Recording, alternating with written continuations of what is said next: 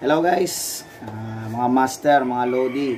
Shout out sa inyong lahat, sa lahat ng followers ni Electrical PLC Basic Tutorial, no. So, sa mga bashers natin diyan na sabi mayabang daw ulit na naman tayo, no. So, parang dumaan daw sa wall niya sinabi tayo mayabang. Nag-share lang naman tayo, guys, no. Wala naman tayo pinagyayabang, no. Sharing knowledge lang tayo. So, wag natin masyado intindihan, no.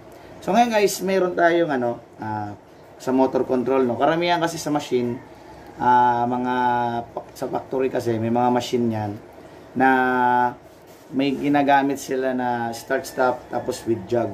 So gagawin natin yan, karamihan kasi sa mga packaging machine guys na vertical packaging machine, madalas itong pwede nyo ma-encounter. So tuturo ko lang kung paano to ginagawa, yung diagram natin, then i-actual ko rin sa inyo mga master or sa mga newbies dyan. Shoutout sa inyo, sa lahat ng followers ko guys. Maraming salamat sa mga nagtatanggol sa atin, no.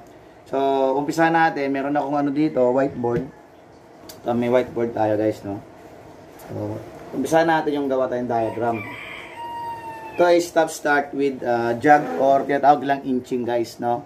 May inching. So, suwat ko rito. Stop with inching or jog. Yan. Start, stop with inching or jog. So, gawa natin ang diagram guys para makita nyo.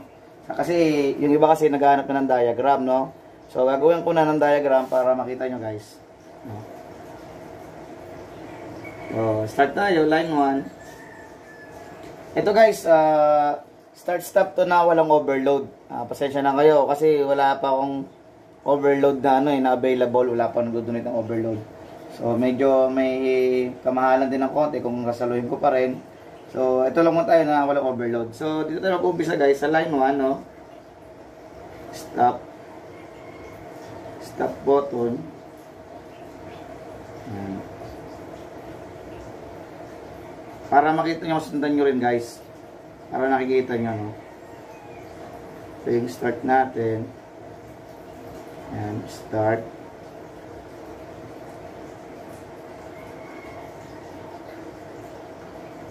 K1. Pause, line 2. So, actually, wala akong overload. So, hindi natin mawawiringan yan mamaya. So, ito na A1, A2. So, direct tayo. Tapos, dito, normally open, K1. Tapos, meron dapat yung push button nyo guys, mayroong dalawang contact, mayroong NO tsaka NC. Kung gusto nyo na may jog button, no? So, dito, contact ng jog button. Normally close. Ayan. Jog yan, jog. No? So, arrow down.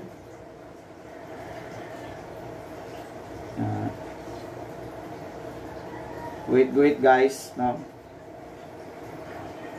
Push button yan, contact. Normally open yan guys, no? Lagyan natin NO. NO, ito NC. So, ayan. Ito yan dito sa A1. Ayan. Yan yung diagram niya guys, no? So, gagawin natin ngayon yan. Yung, na sequence na yan. So, kasi, alam nyo ba kung ba't dito si jog? Kasi, pag didiretso nyo yan dito, yung contact na yan, magkakaroon na agad ng ng holding.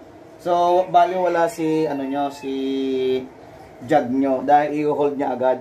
So, gagawin natin, dito natin dinaan sa normally close ng jog button. So, itong dalawang button na yan, yung dalawang contact na yan, isang push button lang yan. Ito. So, isang push button lang siya, no? So, ang gagamitin natin push button lahat is tatlo. Stop, start, tsaka jog button. Meron tayong isang contactor. K1 is contactor. So, yan yung K1. Kasi sa, kasi, ito ginagamit nila sa European, no? K1, pagka naman, depende, may M1, depende kasi sa, sa mga legends and symbols yan. So, wawiringan na natin to guys, papakita ko sa inyo,